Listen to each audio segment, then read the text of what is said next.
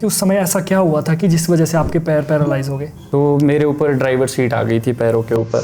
जैसे मेरे को उन्होंने देखा कि ये फंस गया है, उन्होंने मेरे को खींचने की कोशिश की। कभी कभी ऐसा होता है कि एक्सीडेंट होने की वजह से क्या होता है, हड्डियां टूटती है, नर्व्स डैमेज नहीं होती है, लेकिन जब वो खींचने लग गए या कुछ हो गया, उससे क्या हो गया, वो इंजरी ज़्यादा मेजर हो गई। मेरी इंजरी में क्या होता है कि हम लोगों को स्टूल पास करने का भी कोई वो नहीं है, हमें आइडिया नहीं है कोई, मतलब हमें पता नहीं लगता है सेंसेशन बिल्कुल।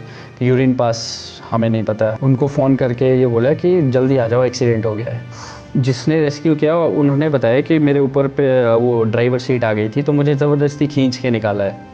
सबसे लास्ट मुझे ही निकाला। हाँ, खींचना नहीं चाहिए था ना उनको ना। मैं वो उठा और मैंने मम्मी को बोला कि मेरे पाँव उठाओ, मैं थक गया हूँ। जब उन्होंने मेरे पैर उठाए तो मैं बोलता हूँ ये किसके पैर उठा रहे हो आप, मेरे उठाओ। तब जाके आइडिया हुआ कि पूरा परिवार बिखर जाता है, पूरा परिवार टूट जाता है। मेरी सांस रुकना शुरू हो गई। अच्छा। तो अब ऐसे में ऑक्सीजन सिलेंडर भी नहीं था, मैं सांस रोक रोक के आया हूँ, बचा बचा के। मतलब मेरे को ऐसे आंखें बंद करके मम्मी का हाथ पकड़ा था मैंने बहुत ज़ोर से, तो मेरे को सिर्फ ये दिख रहा था कि शायद यमराज तो नहीं चल रहा है मेरे ऊपर। वो उस टाइम पे वैसे नेगेटिव थॉट्स आ रहे थे। एक हफ्ते तक तो रियलाइज़ नहीं हुआ मेरे को कि मेरे साथ ऐसा भी कुछ हुआ है। ड्रीम चली है, कोई मेरा फ्रेंड आएगा बोलेगा उठ यार स्कूल नहीं चलना है। गर्लफ्रेंड ने क्या बोला? फैमिली भी नहीं बना सकता हूँ, सेक्सुअल लाइफ ख़त्म है। तो इस वजह से मैं दूर भागने लग गया रिलेशनशिप वगैरह से। मैं अब उनके लिए जीऊँगा जो सोचते हैं कि this is the end of life.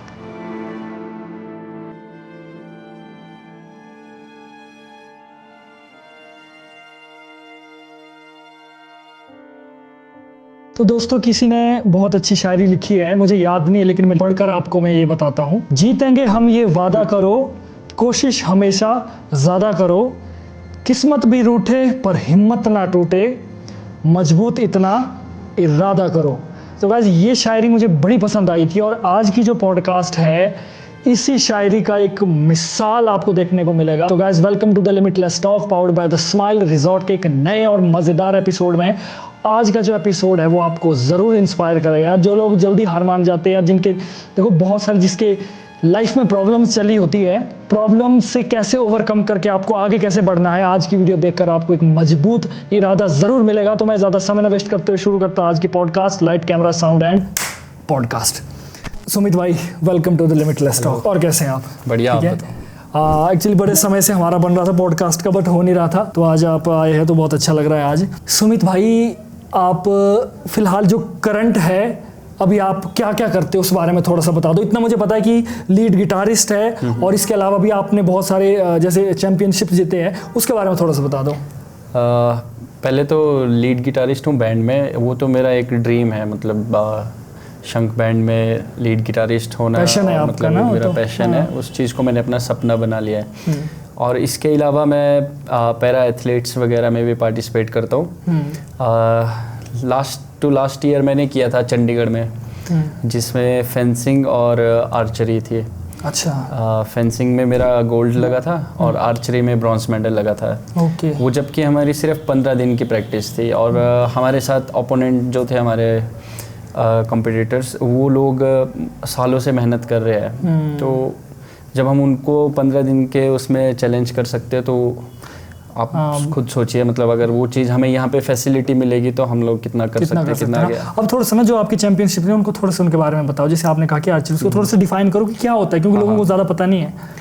Fencing तलवारबाजी देखा होगा आपने, वो व्हीलचेयर पे ही हमारी तलवारबाजी होती है। हाँ, यस। उसमें 3 तरह के इवेंट होते हैं। मेरा जो था ईपी करके एक इवेंट होता है, उसमें मेरा गोल्ड लगा था। आर्चरी हो गया हमारा तीर कमान, तो उसमें ब्रॉन्ज मेडल लगा था। क्या बात है। वो भी सिल्वर आते आते रह गया क्योंकि अपनी एक गलती की वजह से, वो थोड़ा ध्यान नहीं रहा उस वजह से। नेक्स्ट टाइम तो आ जाएगा। हाँ। कोई दिक्कत नहीं है ना। तो हम हिमाचल के ही थे तीनों, जिनका गोल्ड लगा था, एक का, और एक का ब्रॉन्ज, एक का सिल्वर। तो हम तीनों हिमाचल से ही थे। चंडीगढ़ में हुआ था ये लास्ट ईयर। हाँ, जैसे हम लोग अभी यहाँ बैठ के हम कमेंट करते ना कि यार यूएस यूके वगैरह हमसे 10 साल आगे है इंडिया से, वैसे ही देखा जाए तो सिटी के लोग भी हमसे 10 साल आगे हैं। क्या बात है। अब यहाँ पे इतनी अवेयरनेस नहीं है। जैसे यहाँ पे मुझे पता ही नहीं है कि मैं क्या करूँगा व्हीलचेयर पे आने के बाद। लेकिन सिटी में ऐसे लोग हैं जिनके हाथ भी ढंग से नहीं चलते, वो गाड़ी चलाते हैं। हाँ। तो मैं अभी मेरे दोस्त के पास रहा था, उसकी नेक की इंजरी है, तो उसके चारों लिम्स काम नहीं करते प्रॉपरली। पैरों में तो जान नहीं है बिल्कुल भी। हाथ बिल्कुल मतलब जैसे मेरे हाथ देख रहे हैं बिल्कुल पावर है इनमें, पावर है, उसमें बिल्कुल मेरे मुकाबले 20-30% पावर है। तो वो लोग ड्राइविंग कर रहे हैं और उन्होंने मेरे को ड्राइविंग सिखाई। क्या बात कर रहे हो? हाँ, तो मैं now I am able to drive in Delhi also. क्या बात। हाँ, अभी हिल पे लाने का प्लान है गाड़ी, तो देखते हैं यहाँ पे भी चलाएंगे। आपकी गाड़ी भी तो उस मॉडिफिकेशन होगी? हाँ, ना उसमें? मॉडिफिकेशन होगी। हाँ, क्योंकि उसमें हाथ से हैंड कंट्रोल होगा सारा। हाँ। तो इसके अलावा मैंने स्विमिंग में भी ट्राई किया। क्या बात है। स्विमिंग में मैं 2 महीने प्रैक्टिस कर रहा था दिल्ली में, जिसमें हम लोग खुद से सब कुछ मैनेज करते थे, ड्राइविंग करके जाते थे। उसी दौरान मैंने गाड़ी भी सीख ली, हाईवे पे चलाना भी सीख लिया। तो स्विमिंग में भी मेरा प्लान था कि नेशनल खेलूँगा, अपने हिमाचल को रिप्रेजेंट करूँगा, लेकिन स्टेट ना होने की वजह से मेरा वो मिस हो गया। लेकिन सामने से भी अथॉरिटीज़ की तरफ से कोई पॉजिटिव रिस्पांस नहीं आया, तो उन्होंने सीधा बोल दिया कि तेरा स्टेट नहीं हुआ है तो तू नहीं जा सकता है। एक पॉजिटिव मतलब काफ़ी टाइम था नेशनल होने के लिए। तो वैसे देखा जाए तो नेशनल डेट फाइनल होने के बाद स्टेट्स होते हैं, लेकिन हिमाचल अथॉरिटीज़ जिनको फ़ोन किया था वो बोलते हैं कि स्टेट जनवरी में हो गया है, बोला बहुत पहले। तो पता नहीं अब ये पॉसिबल है कि नहीं जनवरी में स्विमिंग करवाना हिमाचल जैसी जगह में, तो बिल्कुल पॉसिबल नहीं है। हाँ, क्योंकि ठंड बड़ी होती है ना, तो बड़ा मुश्किल होगा। फिर वहाँ से कोई पॉजिटिव रिस्पांस नहीं मिला, लेकिन चलो मैं सीख के आया। मैं स्विमिंग मतलब कभी 10 मीटर के पूल में घुसने से भी डर लगता था। हाँ। लेकिन अब हम 50-50 मीटर के पूल में हज़ार मीटर आराम से कर लेते हैं स्विमिंग।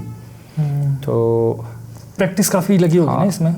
प्रैक्टिस हम लोग डेली करते थे, 1.5-2 घंटा प्रैक्टिस करते थे। तो चलिए भाई, अब हम थोड़ा सा आपके बचपन में जाते हैं ना। बचपन आपका कैसा बीता था? स्कूलिंग कैसी हुई थी? बचपन तो नॉर्मल ही था, कुछ ऐसे इंटरेस्टिंग नहीं था, एक एवरेज बॉय था बस। पढ़ाई में भी ठीक था, मतलब बहुत अच्छा भी नहीं बहुत बुरा भी नहीं, ऐसे था। कुछ खास नहीं था बचपन। मतलब अपना इंजरी के बाद जो मैंने अजीब किया है वो शायद मैं नहीं कर पाता एक नॉर्मल लाइफ में।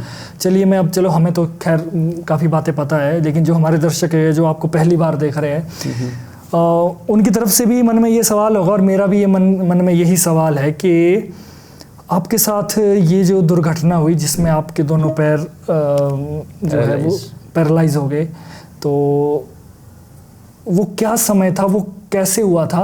और उससे पहले की लाइफ तो बिल्कुल नॉर्मल थी। बिल्कुल। लेकिन वो कैसा समय था, उस बारे में आप बताइए कि उस समय ऐसा क्या हुआ था कि जिस वजह से आपके पैर पैरालाइज हो गए? हम लोग उस टाइम पे मैं यहाँ कुल्लू में ही होता था, पढ़ाई कर रहा था KVS से। अच्छा। +2 में था। तो हम लोग एक फ्रेंड के मैरिज में गए थे यहाँ से। वहाँ से हमने वापस आना था घर, शादी ख़त्म होके। एक्चुअल प्लान हमारा ये था कि हम घर चले जाएंगे, घर से सुबह आएंगे स्कूल के लिए। लेकिन फिर वही होता है ना, आपके ग्रह आपको बुला ही देते हैं।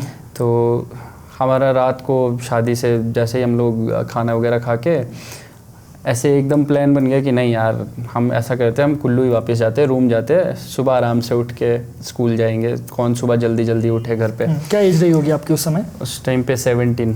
ओके। 2010 में हुआ मेरा एक्सीडेंट, तो इस साल 14 साल हो जाएंगे। तो फिर हमने प्लान किया कि हम रात को ही घर चले जाएंगे वापस। तो वही था, होनी को कौन, होनी बलवान है, उसको कोई टाल नहीं सकता है। तो हम लोग घर जाने की बजाय कुल्लू वापस आने लग गए। तो रास्ते में थोड़ा ओवर स्पीड भी था, और उस टाइम पे रोड वगैरह पे काम चला हुआ था। तो पत्थर में टकराने की वजह से क्या हुआ, हमारी गाड़ी बैक पीछे को गिर गई वापस। अच्छा। आगे वाले 2 तो जंप कर गए, ड्राइवर और को ड्राइवर जो सीट पे होता है, वो दोनों जंप कर गए। लेकिन हम पीछे 4 लोग थे, हमारे मतलब बैक बजी पीछे गाड़ी। तो हाइट भी काफ़ी 30-40 फीट तो है वहाँ पे। अच्छा। तो मेरे ऊपर ड्राइवर सीट आ गई थी पैरों के ऊपर। और यही एक कमी है ना कि अवेयरनेस कम है हमारे लोगों में। जब एक्सीडेंट्स वगैरह होते हैं तो हम लोग उस टाइम पे रेस्क्यू जब करते हैं, हम लोग हड़बड़ाहट में क्या, मतलब वो भी गलत नहीं है, अपनी तरफ से वो भी सही कर रहे हैं कि अब वो लोग जैसे मेरे को उन्होंने देखा कि ये फंस गया है, उन्होंने मेरे को खींचने की कोशिश की। कभी कभी ऐसा होता है कि एक्सीडेंट होने की वजह से क्या होता है, हड्डियाँ टूटती है, नर्व्स डैमेज नहीं होती है। लेकिन जब वो खींचने लग गए या कुछ हो गया, उससे क्या हो गया, वो इंजरी ज़्यादा मेजर हो गई। तो आपके पैर फंसे हुए थे कहीं? बिल्कुल, वो सीट आ गई थी मेरे ऊपर, ड्राइवर सीट। तो वही है कि मतलब थोड़ी ये अवेयरनेस होनी चाहिए जब हम एक्सीडेंट्स वगैरह होते हैं किसी की। अब इसमें क्या होता है कि 3 तरह की इंजरी होती है, किसी को सर्वाइकल की इंजरी हो जाती है, किसी को थ्रोइक की, और ये लेवल है इंजरी के, तो किसी को लंबर। तो सर्वाइकल इंजरी में क्या होता है, सर्वाइकल इंजरी में किसी के हाथ चारों लिम्स बिल्कुल ही काम करना बंद कर देते हैं, सिर्फ गर्दन चलेगी। वो इंजरी लेवल पे डिपेंड करता है, C1 C2, C1 से C7 ऐसे होगा सर्वाइकल में, जिसमें जैसे जितनी ऊपर की इंजरी होगी C1 C2 उसके उतना ही मतलब 4 लिम्स काम करना बंद कर देंगे। हमारे मतलब है ऐसे भी दोस्त है जिनकी सिर्फ गर्दन चलती है, लेकिन वो भी अपने आप में एक इंस्पिरेशन है। वो लोग, हम लोग जितना फ़ोन हाथ से टाइप करते हैं उसी स्पीड में वो लोग मुंह से टाइप, एक पेन मिलता है, एक होल्डर होता है, हैंडल लगा होता है, उसमें वो हमारी स्पीड में टाइप करते हैं वो लोग। अच्छा, तो वो लोग भी अलग इंस्पिरेशन है। और जैसे मैंने आपको बताया, जैसे उन्होंने आपको खींचना स्टार्ट कर दिया, इंजरी जितनी कम होगी, अब जैसे किसी का C4 C5 होगा उसके हाथों में कम पावर होगी, किसी की क्या बोलते हैं ट्राइसेप्स मसल्स नहीं रहेगी, तो लेकिन वो लोग भी मैनेज कर लेते हैं अपना।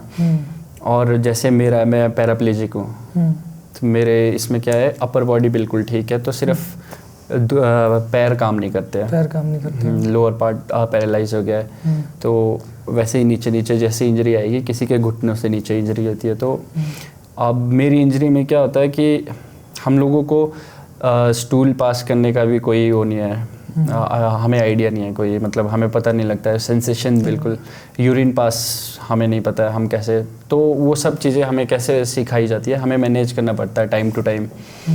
लेकिन किसी की जो इंजरी लेवल कम होती है उनको ये सब चीज़ें वहाँ पे फ़ायदा होता है कि उनको पता लग जाता है, और कंट्रोल भी थोड़ा अच्छा होता है। हमारे में कंट्रोल भी थोड़ा कम होता है, और हम मतलब यहाँ मेरी तो मतलब किस्मत अच्छी रही उस टाइम पे। मेरे जो फिजियोथेरेपिस्ट थे वो बहुत अच्छे थे, जोहाना मैम, उन्होंने मुझे ये सब चीज़ें सिखाई, मतलब कैसे मेंटेन करना है, कैसे स्टूल पास करना है, कैसे यूरिन पास करना है। और मतलब वो मुझे हमेशा पुश करते थे, मैं 5 पुशअप मारता था, वो 10 ज़बरदस्ती मेरे से 10 करवाते थे। उस टाइम पे ऐसा लगता था कि अरे यार ये क्या कर रहे हैं, जान निकली जा रही है, क्यों करवा रहे हैं। लेकिन अब जब मैं खुद इंडिपेंडेंट हुआ तो मुझे अब लगता है कि नहीं, वो चीज़ सही कराई थी। हम थोड़ा सा ना वापस उस इंसिडेंट पर जाते हैं थोड़ा सा, कि जैसे अब आपका एक्सीडेंट हो गया और आप फंसे थे, तो उस समय को थोड़ा सा डिटेलिंग में बताइए कि वो आपको जब निकाला तो आप क्या उस परिस्थितियाँ थी। एक्चुअली मैं तो उस टाइम पे बेहोश हो गया था। मुझे जितना भी मतलब स्टोरी दोस्तों से सुनी है ना, जो साथ में थे उस टाइम पे, मुझे वही आइडिया है। मुझे ये भी आइडिया नहीं है कि एक्सीडेंट हुआ कब और कैसे हुआ। अच्छा, एक्चुअली क्या हुआ था, मैं आपको थोड़ा सा बताता हूँ। हमारे 2 मित्र थे, वो चले गए थे कहीं स्कूटी पे, तो हम उनका वेट कर रहे थे, तो वो आ नहीं रहे थे, और तकरीबन ये 12 बजे की बात है रात की। तो हो जाता है कभी, वो लग जाती है ज़ुबान, वैसा ही हुआ। मैंने उनको फ़ोन करके ये बोला कि जल्दी आ जाओ, एक्सीडेंट हो गया है। तो देखो उसी के मतलब 5-10 मिनट बाद हमारा कुछ 100 मीटर के आगे, मतलब मुझे वो लोकेशन याद है, पोजीशन याद है जब मैंने फ़ोन किया था, बस उसके बाद मुझे कुछ भी याद नहीं। और आपने ऐसा बोला था कि हाँ, वो 12 बजे के करीब की बात है, और मैंने वही बोल दिया कि जल्दी आ जाओ, उनको बुलाने के लिए कि वो आ जाएंगे, फिर हम चले जाएंगे, क्योंकि हम भी लेट हो रहे थे। तो फ़ोन करके जब ये बोला कि एक्सीडेंट हो गया, जल्दी आ जाओ, और उसके बाद वो इंसिडेंट हो गया। तो मतलब ये भी एक कहीं ना कहीं बात है कि अपने ज़ुबान भी हमें मतलब पॉजिटिव रखनी चाहिए ना। वही बोलते हैं ना, कुछ बोलो भी तो सुनो भी तो पॉजिटिव सुनो हमेशा, या बोलो। फिर उसके बाद क्या बताया दोस्तों ने, उसके बाद आपको कैसे रेस्क्यू किया गया वहाँ से? जिसने रेस्क्यू किया उन्होंने बताया कि मेरे ऊपर पे वो ड्राइवर सीट आ गई थी, तो मुझे ज़बरदस्ती खींच के निकाला है, सबसे लास्ट मुझे ही निकाला। हाँ, खींचना नहीं चाहिए था ना उनको ना। हाँ, उससे क्या हो जाता है, शायद कोई मेजर इंजरी भी हो सकती थी, और भी कुछ हो सकता था। और ये था जुलाई का टाइम, और हमारे यहाँ तो आपको पता है 12 महीने ही नदी ठंडी रहती है, तो हम 1-2 घंटे तक पानी में ही थे। नहीं मतलब गाड़ी आपकी नदी में गिरी थी? हाँ, नदी में गिर गई थी। ओके, गाड़ी कौन सी वाली थी? ज़ेन थी, ज़ेन। अच्छा, मारुति ज़ेन ना।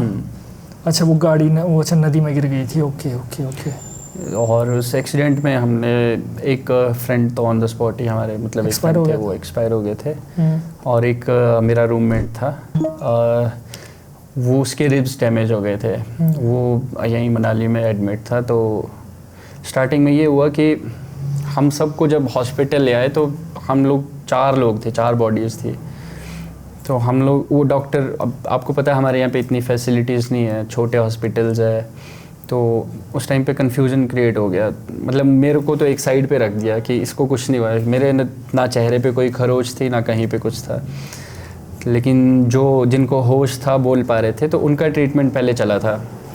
तो ये सब भी मुझे, मतलब मेरे घर वाले बताते हैं, मुझे बिल्कुल याद नहीं है, होश नहीं था। और उनका ट्रीटमेंट चला, कोई तड़प रहा है तो उसको सबसे पहले ट्रीटमेंट मिल रहा है।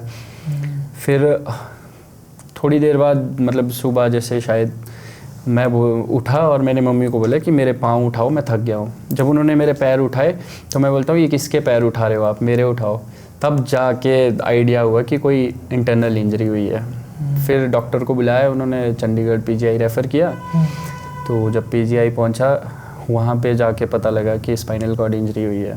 तो उसका मेरा ट्रीटमेंट वहीं से हुआ, चंडीगढ़ पीजीआई से। उसके बाद हमारे देश की हालत इतनी ख़राब है कि वहाँ पे इलाज तो कर दिया मेरा, लेकिन उसके बाद क्या प्रॉब्लम होती है, क्या हमको मतलब केयर करनी चाहिए कैसे, वो सब नहीं बताते हैं। तो मुझे घर तो भेज दिया, और इधर बेड सोर हो गए थे, मेरे पीछे भी बेड सोर हो गया। हमारी क्या हो जाती है, स्किन बिल्कुल सॉफ्ट हो जाती है, जैसे छोटे बच्चे की हो जाती है। जितनी देर हम उस साइड को बैठेंगे वहाँ प्रेशर बनेगा, प्रेशर बनने से क्या होगा, प्रेशर शोर बनेगा, शोर। तो मेरे 3 प्रेशर हो गए थे, एक घुटने के बीच में, क्योंकि ये घुटने ऐसे रहते थे बिल्कुल टच। और उस टाइम पे प्रॉपर ट्रीटमेंट नहीं, कुछ नहीं बताया नहीं। और अब हम मनाली जैसे छोटे शहर में रहते हैं, तो यहाँ पे क्या है, गाइडेंस नहीं है प्रॉपर।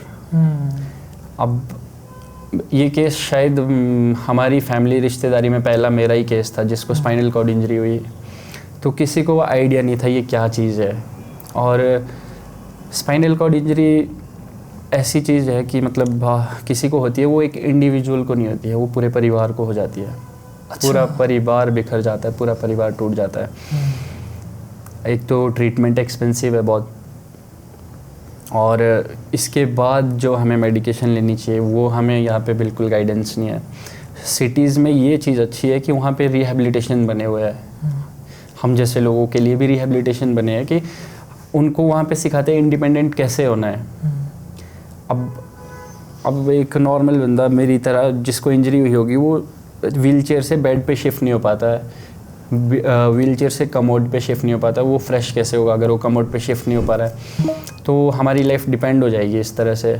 यहाँ पे ये मतलब ज़ीरो है, बिल्कुल भी नहीं है। हिमाचल में शायद कहीं भी नहीं है ऐसा कोई रिहैबिलिटेशन सेंटर। होना चाहिए ना, बिल्कुल, क्योंकि देखो दुर्घटना तो कहीं भी हो सकती है।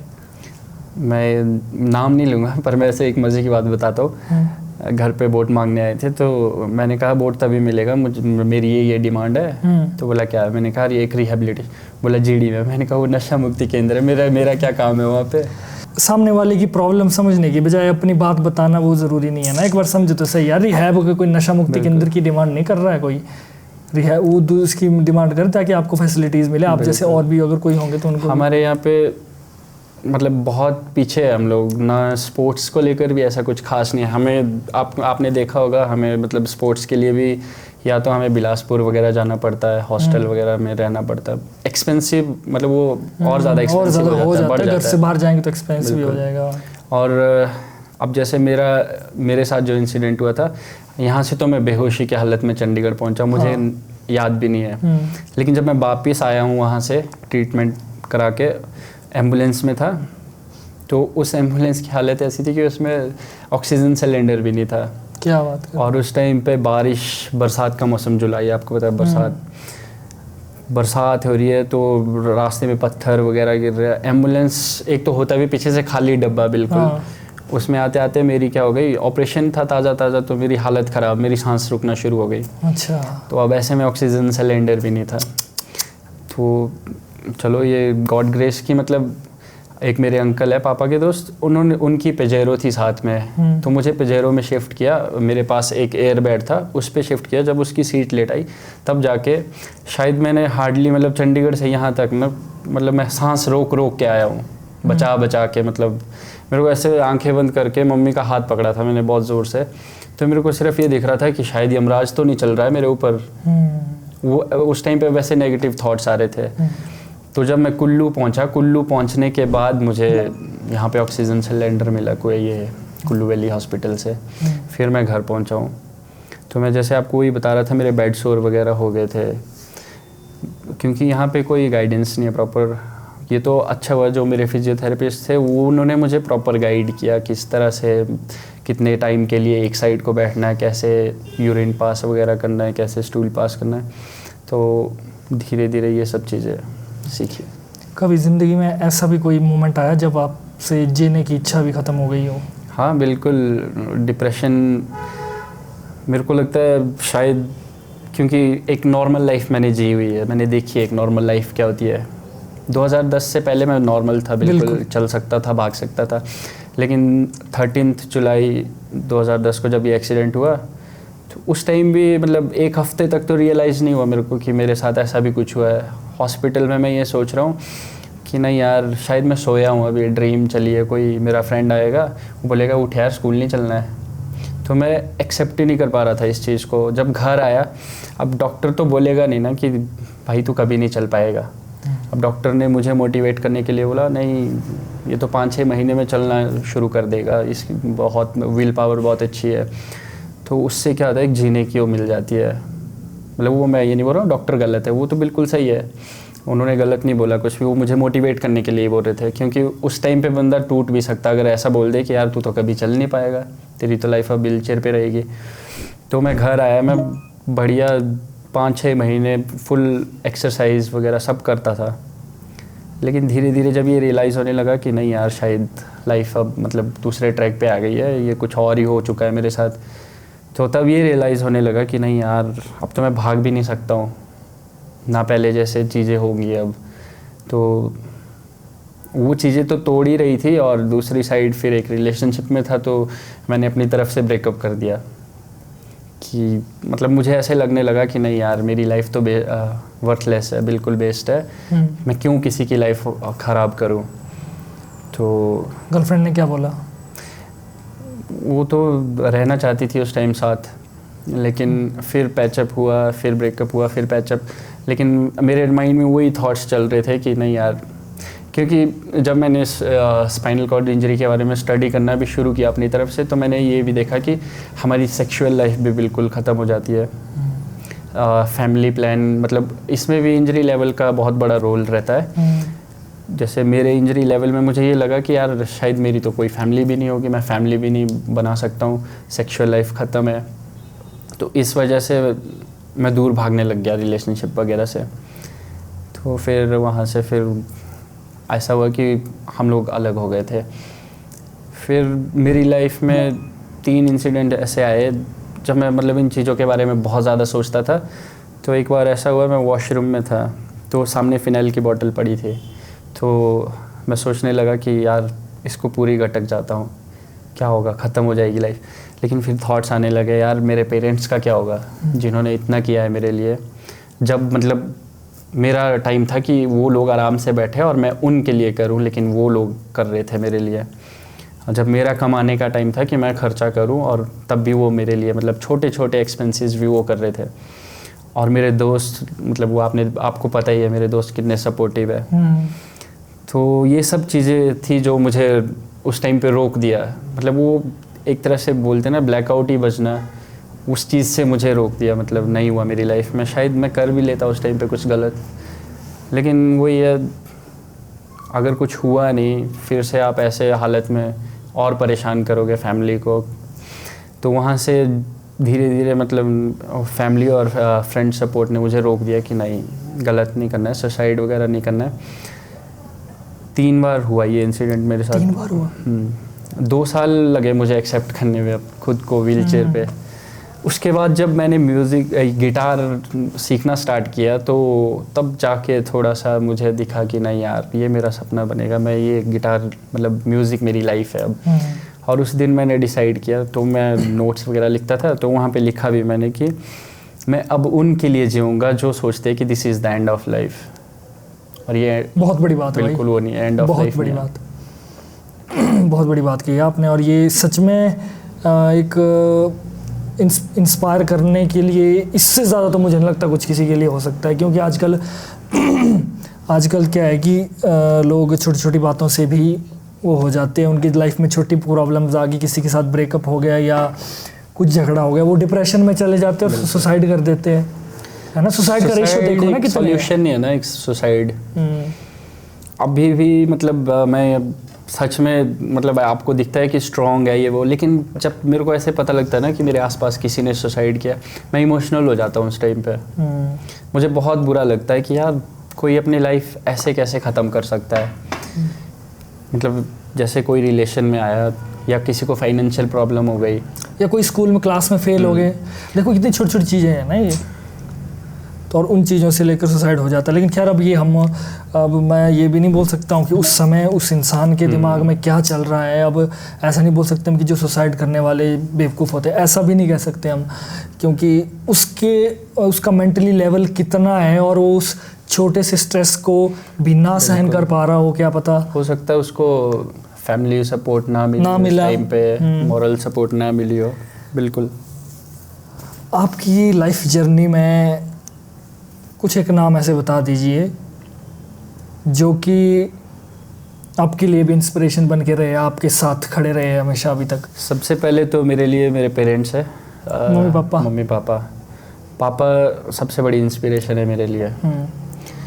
और उसके बाद मेरे फ्रेंड्स है। सबसे पहले तो सागर, जो हमारे बैंड का मैनेजर भी और रिदम गिटारिस्ट भी है। सागर, हाँ, वो इंजरी के बाद बिल्कुल मेरे भाई की तरह मेरे साथ खड़ा रहा हर एक पल। वो महीना मेरे घर पे रहा उस टाइम पे।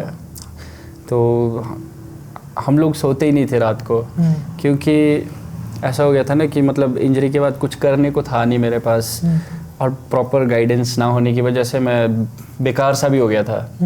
कुछ कर नहीं रहा था, बस बिस्तर में पड़ा रहता था, एक्सरसाइज और यही होता था। एक्सरसाइज भी इस वजह से कि क्योंकि मेरे जो फिजियोथेरेपिस्ट थे जोहाना मैम, वो मुझे पुश करते थे इस चीज़ के लिए कि इंडिपेंडेंट होना है। तो उस वजह से फिर एक इंटरेस्ट भी बन गया था कि यार बॉडी भी बन रही है, मस्कुलर सी हो रही है, तो इस वजह से भी करता था। तो सागर उस टाइम पे हर वक्त खड़ा रहा। फिर इस तरह से जब हम दोस्ती की मिसाल है फिर तो ना। बिल्कुल, क्योंकि ऐसे समय में देखो जब इतना डिप्रेस होते हैं तो कोई दोस्त साथ हो तो फिर वो तो बात ही कुछ और है। बिल्कुल। और इसके अलावा मेरे जो फिजियोथेरेपिस्ट है जोहाना मैम, उन्होंने तो एक अलग लाइफ दी है मुझे। जो उन्होंने सिखाया वो चीज़ यहाँ पे मिलना मुश्किल था मनाली जैसी जगह में। और इसके अलावा मेरे टीचर भी है LPU वगैरह में। जैसे मैं LPU भी गया, उसके बाद 3 साल में वहाँ भी रहा। अच्छा। मैंने ग्रेजुएशन इंजरी के बाद की अपनी। और पढ़ाई के लिए मेरी मोटिवेशन मेरी मम्मी है। अच्छा। मैंने इंजरी के बाद सोच लिया था कि मैं नहीं पढ़ूंगा, मुझसे नहीं होगा ये सब, लेकिन मम्मी फोर्स करते रहे कि नहीं, तू एग्ज़ाम दे दे, तू चाहे अच्छे मार्क्स मत ला, तू बस पास हो जा। तो स्टार्टिंग में एक चीज़ बताना चाहूँगा, जब ये इंजरी होती है, जैसे अब हमारा मतलब कंट्रोल ख़त्म हो गया यूरिन वगैरह इससे, तो वो कॉन्फिडेंस नहीं आता लोगों के बीच, कैसे जाएंगे। एक डर रहता है कि यार लीकेज हो गया, कहीं पे मतलब कुछ प्रॉब्लम हो गया, कुछ हो गया, तो फिर वो कॉन्फिडेंस नहीं आता है। क्योंकि अब 100 लोगों के बीच में एक अकेला होगा ऐसा जो अलग दिखेगा, तो कॉन्फिडेंस आना मुश्किल है। तो इस चीज़ के लिए मैं सिटीज़ वगैरह में ना मतलब रहा हूँ काफ़ी, तो इस चीज़ से खुश होता हूँ कि वहाँ पे क्या है, रिहैबिलिटेशन सेंटर बने हैं। जैसे मेरी इंजरी हुई, मुझे रिहैबिलिटेशन सेंटर में डाला, वहाँ मेरी तरह 10 लोग और हैं जो उस दौर से गुजर चुके हैं और वो अब खुश रहना सीख चुके हैं। तो उनके साथ मिलके मुझे मोटिवेशन मिलेगी नेचुरली ना। तो उनके साथ क्योंकि अकेला इंसान हो ना तो बड़ा वो हो जाता है ना। अब काफ़ी चीज़ें ऐसा है ना, डॉक्टर और फिजियोथेरेपिस्ट भी नहीं सिखा पाते हैं, लेकिन अब जो मेरी तरह है वो उसको पता है मेरी कंडीशन क्या है, तो वो काफ़ी चीज़ों में वो अंडरस्टैंड करेगा कि फिर वो मुझे समझाएगा अच्छे से। तो ये चीज़ें अच्छी है। यहाँ पे मुझे खुद से सीखना पड़ा सब कुछ। अब जैसे रोड पे चलना है, यहाँ पे गड्ढे होते हैं जगह जगह पे, तो इस चेयर पे चलना मुश्किल था इंडिपेंडेंटली, चाहे मैं खुद से सीखा चलाना। फिर मैंने यहाँ पे व्हीली मारना सीखा खुद से, व्हील चेयर पे आगे के 2 टायर उठाना। मैं घर पे बैठ के मारता था, तो घर पे एक बार घर के आंगन में बाहर गिर गया, तो सबसे पहले मैंने चारों तरफ नज़र घुमाई, किसी ने देखा तो नहीं। फिर मैं पेड़ पकड़ के फटाफट उठ गया और चेयर पे बैठा। फिर वहाँ से कॉन्फिडेंस आता गया। फिर इस तरह से सीखा व्हीली मारना। फिर मैं, आपने शायद मेरी वीडियोस देखी है नहीं, मैं पौड़ियों से भी उतार लेता हूँ, स्टेयर से भी व्हील चेयर। तो ये सब चीज़ें सिटीज़ में हमें सिखाई जाती है, जो मैंने खुद सीखी यहाँ पे। तो ऐसा है, यहाँ पे कोशिश तो मैंने की, मतलब कर भी रहा हूँ। अब फाइनेंशियली मैं इतना स्ट्रॉन्ग तो हूँ नहीं कि मैं खुद से कर सकूँ ये सब चीज़ें खड़ी। तो मैं पास्ट गवर्नमेंट जो थी हमारी बीजेपी की, श्री गोविंद ठाकुर जी, उनसे भी मिला था, उनके सामने ये सब प्रॉब्लम्स बताई थी। तो लेकिन उसके कुछ ही टाइम पीरियड के बाद में वो सरकार चेंज हो गई थी। फिर हमें तो काम से मतलब है, बीजेपी कांग्रेस क्या लेना बिल्कुल देना। बिल्कुल। बाद मैं इनसे मिलने गया था, जो हमारे नए एमएलए हैं भुवनेश्वर गौड़ जी। अच्छा। उनको भी ये सब चीज़ें बताई थी। मैं एसडीएम से भी मिला, मैं कुल्लू डीसी से भी मिला हूँ। तो मेरी मतलब इतनी कोशिश कहीं काम तो आई। मतलब एक मैं कोशिश कर रहा था कि हमारे जो जितने भी पब्लिक टॉयलेट्स है कुल्लू डिस्ट्रिक्ट में, मनाली में, वो एक्सेसिबिलिटी वहाँ पे बढ़ जाए, मतलब हमारे लिए भी हो जाए। व्हीलचेयर का एक अलग ही वो लगा होता है ना, बाहर होता है भाई, बाहर मैंने देखा है, बाहर साइन होता है और स्पेशल वो चीज़ बनी होती है। अब तो हर जगह पे है, नीचे सिटीज़ में ये सब चीज़ें हर जगह पे है। तो हमारे यहाँ पे ये मनाली में आप गवर्नमेंट स्कूल देखा होगा, गवर्नमेंट स्कूल, उसके साइड में जो पार्किंग है वहाँ पे अब जाके एक रैंप बना है वहाँ पे। हालांकि वो रैंप भी पहले दिन ही किसी गाड़ी वाले ने थोड़ा सा तोड़ दिया था नीचे। अच्छा। तो चलो, लेकिन कोशिश कहीं तो काम आई। अब और एक चीज़ कमी यहाँ पे ये भी है, मुझे कहीं कंप्लेंट करनी है या कुछ भी करना है, सरकारी ऑफिस भी एक्सेसिबल नहीं है, बहुत कम। तो एक्सेसिबिलिटी भी ज़ीरो है यहाँ पे। तो मैं इस चीज़ के लिए भी फाइट कर रहा हूँ। जितने लोग मेरे को सपोर्ट कर सकते करें, मैं चाहता हूँ बिल्कुल आगे आए। अभी तो फ़िलहाल मैं अकेला ही हूँ। नहीं, आप अकेले नहीं हो, अब सब आपके साथ हैं। और आप इतना मोटिवेशन आपने दिया है औरों के लिए, हज़ारों करोड़ों के लिए आपने मोटिवेशन दिया है। तो अब तो मुझे लगता है क्योंकि हमारी वीडियोस देखने वाले बहुत ज़्यादा इंस्पायर होंगे। एक्सेसिबिलिटी अब ऐसा नहीं है ना कि व्हीलचेयर वाले के ही काम आएगी। अब कोई बैसाखियों के सहारे है, पौड़ी चढ़ना उसको भी मुश्किल है, कोई बुज़ुर्ग है उसको भी मुश्किल है। रैंप्स तो फिर उनके लिए भी काम आएंगे ना। अब वही है ना, हम लोग गाड़ी में चलते हुए गड्ढा आ जाए तो हम बोलते हैं अरे यार इस सरकार से ये गड्ढा नहीं भरा जाएगा। लेकिन हम कभी ये नहीं बोलते सरकार के पास जाके कि भरो यार इस गड्ढे को। हम हमेशा शिकायत करते रहेंगे। हम बोलना तो ज़रूरी है ना, तभी पता लगेगा, है ना। तो भाई अब आखिर में आप हमारी ऑडियंस को क्या मैसेज देना चाहते हैं, अपनी तरफ से क्या सजेशन करना चाहते हैं? मतलब वही डिसेबिलिटी, दिखती हुई डिसेबिलिटी है, लेकिन जो दिखती नहीं है वो यहाँ से होती है। तो जो यहाँ से हार गया वो उसके लिए मुश्किल है फिर मतलब जीना लाइफ को। इस चीज़ से जीना, इस चीज़ के साथ जीना फिर भी आसान है। ये सिर्फ एक फिज़िकल डिसेबिलिटी है, लेकिन जो मेंटल डिसेबिलिटी होती है उससे बचना चाहिए हमेशा। तभी बोलते हैं पॉजिटिव ही सुनो यार, पॉजिटिव ही बोलते रहो और पॉजिटिव लोगों के साथ ही रहो। नेगेटिव थॉट्स ऐसे होते हैं कि दरवाजे पे बैठे हैं नॉक करके, कि जैसे ही तुमने दरवाज़ा खोला वो आ जाएंगे अंदर। बिल्कुल सही। तो मन के हारे हार, हुई है मन के जीत। बिल्कुल सही भाई। मैं तो खुद मतलब बड़ा मोटिवेट हुआ आपसे, आपकी बातों से और आपकी लाइफ स्टोरी से। और मुझे लगता है कि हमारी जो ऑडियंस है वो 101% मोटिवेट हुई होगी, क्योंकि हम लोग अपनी ज़िंदगी की छोटी छोटी परेशानियों को इतना बड़ा वहम का भूत बना देते हैं अपने दिमाग में, और हमें लगता है कि इससे बड़ी परेशानी तो कोई पूरी दुनिया में किसी को हो ही नहीं सकती है। बिल्कुल, है ना। लेकिन आप इतने बुरे समय से गुजरे हो, और वो जो टाइम आपने देखा है वो एक सबके लिए एक अब वो मिसाल ही बन गई है कि उस टाइम में आपने कैसे सरवाइव किया, और आज इस मुकाम पर हो कि आपकी अपनी एक अलग पहचान है। वही है ना, नेगेटिव थॉट्स तो हमेशा रहेंगे। हारने के लिए 100 बहाने हैं हमारे पास, जीतने के लिए एक बहाना काफ़ी है। तो मुझे वो बहाना मिल गया, म्यूज़िक को मैंने अपनी लाइफ बना लिया। और ऐसा नहीं है कि अभी भी थॉट्स आते हैं, नेगेटिव थॉट्स आते हैं, लेकिन अब ऐसा है कि मैं उनको ओवरकम करना सीख चुका हूँ। मैं शायद एक दिन परेशान रहता हूँ, इससे ज़्यादा नहीं किसी भी चीज़ को लेकर। फिर एक तो सेल्फ मोटिवेशन ज़रूरी है। अब मुझे देख के आप सीख सकते हो सिर्फ, लेकिन सेल्फ मोटिवेशन कहाँ से आएगी? वो अपने अंदर से आएगी। तो मैं हमेशा क्या करता हूँ, मैं वॉशरूम में जाता हूँ, बड़ा सा मिरर लगा है, मैं खुद से बात करता हूँ फिर कि नहीं यार तू कर सकता है, ये मतलब इतनी जल्दी नहीं हारना है। और मेरे को एक मतलब एक ये थॉट होता है माइंड में कि नहीं यार तुझे सेकंड लाइफ मिली है, तो मतलब अभी तो कुछ किया नहीं है, कुछ बड़ा करना है, तब तक तो नहीं जाना है बिल्कुल भी। तो इससे सेल्फ मोटिवेशन बहुत ज़रूरी है। ज़रूरी है, चाहे कोई भी सिचुएशन हो ना।